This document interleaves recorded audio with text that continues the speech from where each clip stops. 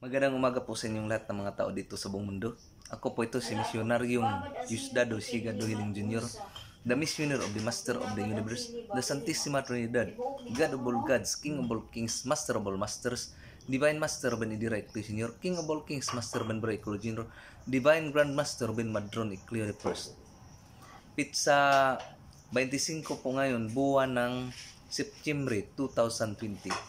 Ngayon mga kapatid, ipagpatuloy ko po ang pagsasalaysay sa inyo patungkol sa talambuhay ng aking Diyos, Divine Master Benedira Eclosio, noong kanyang pagkabinata na noong 1954. Nasalaysay ko na po sa inyo na siya ay napadpad nga doon sa Barangay Matanggad, Hitagum, Misamis Occidental.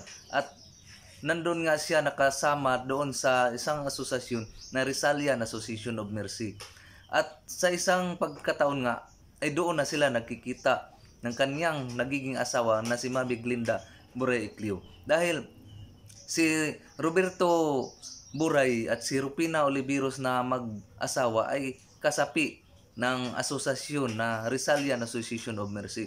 At isang pagkakataon nga na inimbitahan itong si Mami Glinda na dumalo doon sa meeting na gawin ng Rizalian Association of Mercy dahil mayroong isang basketball tournament na gagawin.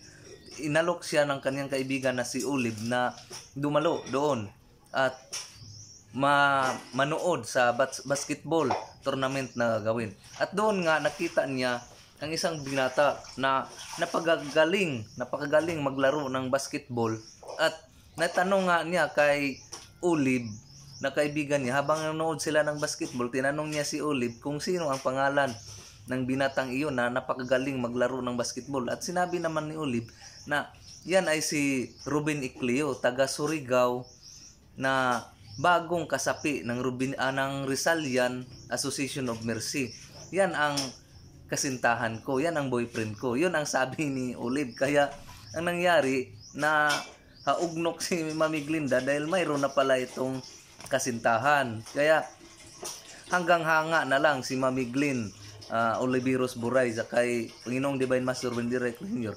dahil may kasintahan naman pala ito. At pagkatapos nga ng laro ay pinakilala ni Olive si Panginoong Divine Master Benedira Eclio Jr. doon kay Mami Glinda Oliveros Buray. At doon nga nagkakilala sila at nagtaka nga itong si Olive dahil pagkakakilala-kilala pa lang nila ay nagsama-sama na ito kung saan-saan naglalakad na nag-uusap na para bang matagal na silang na nagkakilala, matagal na silang na may relasyon sa isa't isa. Kaya nagtaka itong si Olive. Hanggang dahil doon ay madalas nang pumunta si Panginoong Divine Master Ruben Idira Eclio doon sa pamahay ni Mami Glinda doon sa Matanggad, doon sa Hitagum. Madalas niyang pumunta doon sa Hitagum. At dahil na rin, palagi na rin itong dadalhin ng ama ni Mami Glinda na si Roberto Buray. Dadalhin ito si Panginoong Divine Master Benedira Eclio Jr. doon sa kanilang pamahay dahil nga sa sobrang kabaitan nito sa kanila o sa lahat ng mga tao, at gumalang na rin ito bilang ama. O ginalang nga si Roberto Buray na ama ang tawag ni Panginoong Divine Master Benedira Eclio Sr. sa kanya. At inanyahan niya ito na doon, pumunta doon, at doon nga tumutulong sa mga gawaing bahay, kung anong mga gawain, tumutulong siya. Pagkahapon naman, uwi doon sa Matanggad. Hanggang sa pabalik-balik siyang pumunta doon, ngunit wala siyang nagawang panliligaw doon kay Mami Glinda. Hindi niya nagawang manligaw, magsalita patungkol sa pag-ibig. Wala, hindi niya nagawa hanggang dumating ang araw na inanyahan siya ni Roberto Buray na doon na muna titira sa kanilang pamahay sa Hitagum dahil nakitira man lang si Divine Master Benedira Eclio Jr. doon sa pamahay ni Olive doon sa Matanggad. Kaya pumayag naman itong si Panginoong Divine Master Benedira Eclio Jr. na titira doon sa pamahay ni Roberto Buray. At doon na nga siya nanatili lagi at tumutulong sa mga gawaing bahay doon sa kanila, sa mag-asawang Roberto Buray at Rupina Oliveros. At doon na nga, dahil nandoon na siya nakatira, ay bihira na lang silang pumunta doon sa Matanggad, doon sa mga monthly meeting na gagawin ng Rizalian Association of Mercy, ay bihira na lang silang pumunta, silang mag-asawang Roberto Buray, dahil si Panginoong Divine Master Robin Idira Ecleo Sr. na nga mismo ang nagtuturo sa kanila patungkol sa mga espiritual na kaalaman. Siya na, tinuturuan na sila kung ano ang mga mangyayari, ano ang mga banal na salita, tinuturo na sa kanila. At dahil mahilig nga itong mag-asawa sa mga espiritual na kaalaman, kaya nagustuhan nila yung mga pagtuturo na ginawa ni Panginoong Divine Master Robin Idira Ecleo doon sa kanila. Kaya hindi na sila dumalo sa monthly meeting na ginagawa ng Rizalian Association of Mercy. At dahil nga sa tagal na pagtira ni Panginoong Divine Master Robin Idira Ecleo Sr. doon sa pamahin ni Mami Glinda, ay wala pa rin siyang nasabi patungkol sa pag-ibig o panliligaw. Nagiging torpe po si Panginoong Divine Master Robin Idira Ecleo Sr. sa kanyang pag-ibig, panliligaw doon kay Mami Glinda. Natorpe po siya, hindi po siya nakapagsalita patungkol sa pag-ibig. Kaya ang ginawa nitong members ng Spiritual Division ay sila na ang nag-set up. Sila na, si Dr. Yudes Tubar na ang pumasok mismo sa katawan ni Divine Master Robin Idira Ecleo Sr. Nag-insert siya at siya ang nagpahayag doon kay Mami Glinda Buray Ecleo na kailangang magkakaroon sila ng relasyon dahil siya ang nakatakda na babae para kay Panginoong Divine Master Robin Idira Ecleo Sr. At kailangang makasal sila sa isa't isa dahil kailangan na talaga sa lalong madaling panahon. At ito namang si Mami Glinda Buray Ecleo, Mami Glinda Oliveros Buray ay umayaw. Sabi niya kay Dr. Zubar, ayaw ko munang mag-asawa dahil gusto ko pang makatapos sa pag-aaral. Kaya ang ginawa ni Dr. Zubar, iningganyo itong si Mami Glinda na mag-aral sa Spiritual Division na pag-aaral. Sabi niya, o sige, papaaralin kita, sabi ni Dr. Zubar, papaaralin kita doon sa underground city, doon sa paralan ng spiritual, doon sa School of Miriam and Beriam University, sa ilalim sa underground city. Doon ka mag-aaral para matutunan mo kung ano ba talaga ang spiritual na mundo, kung ano ba talaga ang mga nakakabuti para sa tao at para sa mundo ng mga tao. Kaya natuwa naman itong si Mami Glinda. Sabi niya, sige, gusto kong mag-aaral ng spiritual, gusto kong gawin yan, gusto kong mag-aaral ng spiritual. Kaya sabi ni Dr. Suaro, sige, mag-aaral ka tuwing Biyernes ng gabi. Biyernes ng gabi, magbihis ka ng puti na damit, whole white na damit bihis mo. Tuwing Biyernes ng gabi habang natutulog ka, yun ang pag-aaral na gagawin mo. At bumalik naman na si Panginoong Divine Master Robin Idira Ecleo Sr. naman ang nakausap niya. Umalis si Dr. Yustubar sa katawan niya.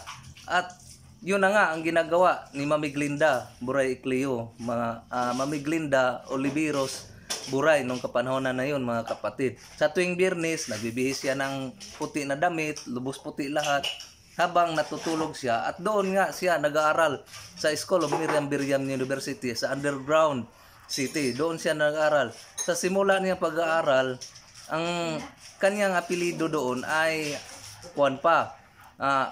Glinda Oliveros Buray. Yun ang mga test paper niya na matatanggap niya doon habang nag-aaral sa Spiritual Division sa School of Miriam University doon sa underground city habang nag-aaral siya. At ang kanyang professor doon ay si Rocky Peller. Ang kanyang professor doon sa underground city na paaralan sa School of Miriam University. At yun nga mga kapatid, isang araw na kumain sila, habang kumakain sila, itong si Panginoong Divine Master Robin Idira Ecleo Sr. dahil inapura na siya sa members ng Spiritual Division na kailangan magkakaroon na sila ng relasyon ni Mami Glinda. Kaya itong si Divine Master Robin Idira Ecleo Sr. naghanap naman ng paraan kung paano siya makadiskarte. Kaya isang pagkakataon na kumakain sila sa kanilang karinderya dahil ang negosyo nila ni Mami Glinda Oliveros Buray noon, mga kapatid, noong 1954 ay karinderya. May karinderya sila doon sa Hitagom. Kaya ang nangyari, kumain sila doon, nagbibiro itong si Panginoong Divine Master Robin Idira Ecleo Sr. kay Mami Glinda. Sinabi niya na, Glenn, halika, sabay tayo sa pagkain. Isa lang ang plato natin, magsasalo tayo ng isang plato habang kumakain. Umayaw naman itong si Mami Glinda. Sabi niya, ayaw ko nga. Sabi niya. At narinig ito ni Estela, na kapatid ni Mami Glinda, Estela Oliveros Buray. Nagalit itong si Estela Oliveros Buray. At sinabihan pa niya si Panginoong Divine Master, ikaw makipagrelasyon sa kapatid ko. Isa lang ang damit, isa lang ang pantalon, wala kang ang sinilas. Dahil yun man ang senaryo ni Panginoong Divine Master Robin Directly Sr., mga kapatid. Habang nandun nga siya sa pamahay nila Roberto Buray, isa lang talaga ang damit niya, isa lang ang pantalon niya, isa lang ang brief niya, at walang sinilas. Naglalakad lang, walang sinilas. Kaya minaliit ito ni Estela, na kapatid ni Mami Glinda. Pinagsabihan na, yun nga ang senaryo mo, yun nga ang pagkatao mo, isa lang ang damit, isa lang ang pantalon, isa lang ang brief, tapos magpag-relasyon ka sa kapatid ko. At binato pa ito. Binato pa si Panginoong Divine Master of Directly Sr. ng pakpa ng balat ng saging. Balat ng saging, binato siya, tinamaan dito sa ulo. Kaya tinamaan si Panginoong Divine Master of Directly sa ulo, ay nag-iinit naman ang sarili niya. Sinabi niya, o sige, aalis ako dito, hihinto ako sa pagkakain dito. Kapag himinto ako sa pagkakain dito sa karinderya niyo, mawawalan kayo ng customer. Malulugi ang paninda ninyo. Tandaan nyo yan. Sabi ni Panginoong Divine Master Robin Directly, nagalit din siya doon kay Estela dahil binato siya ng balat ng saging. Kaya tumayo agad si Panginoong Divine Master Robin Directly, umalis ka agad. Pumunta naman siya doon sa Matangad. Doon naman siya sa pamamahay nila Olive. Doon sa Matangad. Doon sa Rizalian Association of Mercy.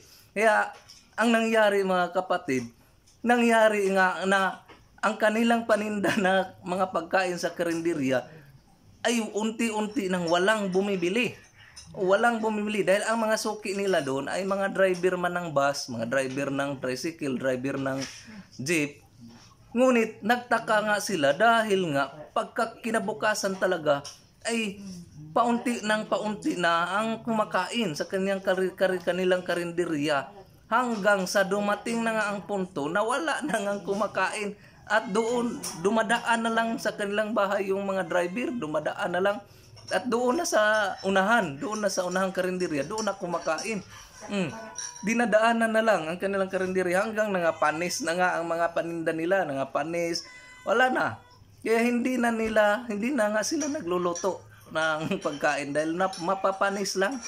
Napapanis dahil wala na nga kumakain sa karinderya nila. At doon na namulat si Estela, na kapatid ni Mami Glinda, na masama pala talaga ang kanyang nagawa doon kay Panginoong Divine Master of Directly. At doonan niya nalaman, naintindihan na hindi talaga ordinaryong tao si Panginoong Divine Master of Directly. Dahil bakit yung sinasabi niya na mawalan sila ng customer at malulugi ang kanilang paninda, ay nagkatotoo na nga kaagad. Katotoo kaagad, kinabukasan kaagad. Kinabukasan kaagad umanghang yung salita ni Panginoong Divine Master of Directly Sr., mga kapatid. Kaya ilang linggo siyang hindi bumalik, hindi umuwi doon sa pamahay nila ni Mami Glinda, sa pamahay nila Roberto Buray. Kaya natuwa sila, mga kapatid, nang umuwi si Panginoong Divine Master Robin Directly Sr. doon sa pamahay nila Mami Glinda. Bumalik siya doon at tumiran naman. At kinabukasan naman, bumalik na naman ang dami ng mga tao na kumakain sa kanilang karinderya, mga driver ng tricycle, driver ng jeep, driver ng bus, kumakain doon. Doon na nga namulat na talaga si Estela na hindi talaga ordinaryong tao si Panginoong Divine Master Robin Directly. Dahil pagbalik niya sa pagkain doon sa kanilang karinderya, ay bumalik na rin ang dati na takbo ng kanilang negosyo. Bumalik din. Nagtinda na rin sila ng mga pagkain dahil bumalik na ang dami ng kanilang mga suki. Kaya, mga kapatid, ito namang si Mami Glinda ay tuloy-tuloy pa rin sa pag-aaral niya sa spiritual. At habang nag-aaral nga siya sa spiritual, ay nagulat na si Mami Glinda Oliveros Buray dahil yung attendance sheet niya, yung test paper niya doon sa School of Miriam and Miriam University, doon sa Underground City, ay nagbago. Nagbago yung attendance niya at ang nangyari pa nga, yung attendance niya ay ang apelyido niya ay nagiging ng Glenda Buray Icleo. Nagtaka siya kung bakit gano'n na ang test paper niya doon sa Underground City sa kanyang pag-aaral. Kaya napaisip siya kung bakit nagkaganon. No, napaisip siya. At ito naman si nanay ni Mami Glenda Oliveros Buray, isang araw, ito nga si nanay ni na si Pining ang nickname na si Rupina Oliveros Buray, mga kapatid, ay napahanga rin talaga kay Panginoong Divine Master Benedira Eclesior dahil sa sobrang kabaitan na ipinakita niya doon sa kanila, sa kanilang pamamahay, sa lahat ng mga gawaing bahay. Tumutulong nga siya sa kanilang mga gawain. At isang araw nga ay nanaginip itong si Rupina Oliveros, si Nanay Pining, nanaginip na may isang matanda na nagsabi sa kanya, nagpakita sa kanya sa panaginip at nagpakilala na siya ay si Jose Icleo. Nagpakilala siya na siya ay si Jose Icleo at sinabi niya doon sa panaginip na Mari, ipalagay na natin ang ating mga anak sa kabutihan. Ipakasal na natin dahil sila ay nagkaintindihan na. Sila ay nagkasundo na. At ito namang si Rupina sa kanyang panaginip ay pumayag. O sige pare, ipalagay na natin sa mabuting kalagayan ng ating mga anak. Papayag ako na sila ay kakasal. At hanggang nagising siya. Pagkagising niya, umiyak siya, mga kapatid. Umiyak siya. Dahil bakit? Dahil sabi niya, bakit napapayag ako doon sa panaginip kong yun? Bakit pumayag ako na ipapakasal ang anak kong si Glenda kay Ruben? Umiyak talaga siya. Umiyak siya. Bakit napapayag ako na pagkakasal ko ang anak ko kay Ruben? Iyak siya ng iyak. Kaya pinatawag niya itong dalawa. Pinatawag niya si Mami Glenda, pinatawag niya si Panginoong Divine Master Benedira Eclesior. Pinatawag niya. At nagtaka itong si Panginoong Divine Master Benedira Eclesior, bakit siya pinatawag? Nga wala man silang relasyon ni Mami Glenda. Wala silang relasyon. Hindi sila magkasintahan. Kaya pagpatawag na doon, sinabi ni Nanay Pining na si Rupina Oliveros Buray nga, Ben, si Jose ba ang pangalan ng tatay mo? Sabi naman ni Panginoong Divine Master Benedira Eclesior, sabi niya, opo, ma, Jose po ang pangalan ng tatay ko. Pero matagal na po yung patay. Matagal ng patay. Kaya umiyak itong si Nanay Rupina. Sa Nanay Pining sabi niya, kasi nagpakilala kasi sa akin sa panaginip na siya daw si Jose Icleo, tatay mo, na nag-anyaya sa akin na ipapakasal na kayo dahil nagkasundo na kayo at kayo ang nakatakda at kailangang mapakasal sa lalong madaling panahon. Kaya sabi naman ni Panginoong Divine Master Benedira Eclesior, kung yan ang kanilang kagustuhan, wala talaga akong magagawa. Yun kasi ang kanilang kagustuhan. Wala po akong magagawa. Hindi po ako makatanggi diyan. Ito namang si Mami Glenda ay napaiyak, sabi niya, ayaw ko pang mag-asawa dahil ang edad ko ay 19 years old pa. Gusto ko pang makatapos sa pag-aaral, sabi ni Mami Glenda. Kailangan, kung mag-asawa man ako, gusto ko nasa 21 years old ang aking edad. Yun ang sabi ni Mami Glenda. Ngunit wala silang nagawa dahil may isang tinig, mga kapatid, na malakas na nagsabi na ituloy ang kasal dahil yun ang nakatakda at kagustuhan ng mga members ng spiritual division at kailangang makasal kayo sa madaling panahon. Yun ang isang tinig na malakas na tinig ni Dr. Yus Tobar, mga kapatid, na nagsabi. At dahil itong mag-asawang Roberto Buray at Rupina Oliveros, mga kapatid, ay nasanay na sa spiritual na pag-aaral, wala silang nagawa. Wala silang nagawa, mga kapatid. Kahit si Mami Glenda na hindi sila magkasintahan, si Panginoong Divine Master Benedira Eclesior, ay walang nagawa dahil naniniwala na ito sila sa spiritual na mga pag-aaral, spiritual na kaalaman, mga kapatid. Kaya ang nangyari, natuloy talaga ang kasal. Natuloy po ang kanilang kasal kahit hindi sila magkasintahan, si Panginoong Divine Master Benedira Eclesior at saka si Mami Glenda, dahil yun talaga ang nakatakda. At sa susunod kong video mga kapatid, yun naman ang pag-uusapan natin. Ang pagpangasawa na, ang kasal na nila, ang kasalan na nila ni Mami Glinda Buray Icleo, ni Mami Glinda Oliveros Buray at Divine Master Ruben Idrek Jr. Yung kasalan na nila na naganap mga kapatid. Yun ang susunod kong ipopost sa inyo. At hanggang dito na lamang, antabayanan nyo yan dahil maganda pong istorya ang sitwasyon, ang pagkabinata ni Panginoong Divine Master Ruben Idrek Jr. At sana nagustuhan niyo ang talambuhay na sinishare ko ito sa inyo. Nagpasalamat ako sa pag-subscribe ninyo, panood sa YouTube channel kong ito. Nagpasalamat ako sa inyo sa aking Diyos, Divine Master Ruben Idrek Jr., King of all Kings, Master Ruben Idrek Jr., Divine Grand Master Ruben Madron Icleo First, sa lahat ng mga makita at hindi makita, sa inyong lahat na nag-subscribe sa YouTube channel kong ito. Maraming salamat sa mga comments ninyo. Maraming salamat. Iisa-isain ko yan. At sasagutin ko yan sa bandang huli. Bubuuhin ko yan at sasagutin. Dahil, mga kapatid, itong YouTube channel kong ito, isa ito talagang giya kung papaano ka maliligtas. Dahil kung isa ka sa maliligtas, kung isa ka sa 144,000 na maliligtas, na nakatakdang maliligtas, kailangan alamin mo ang history ng iyong Diyos.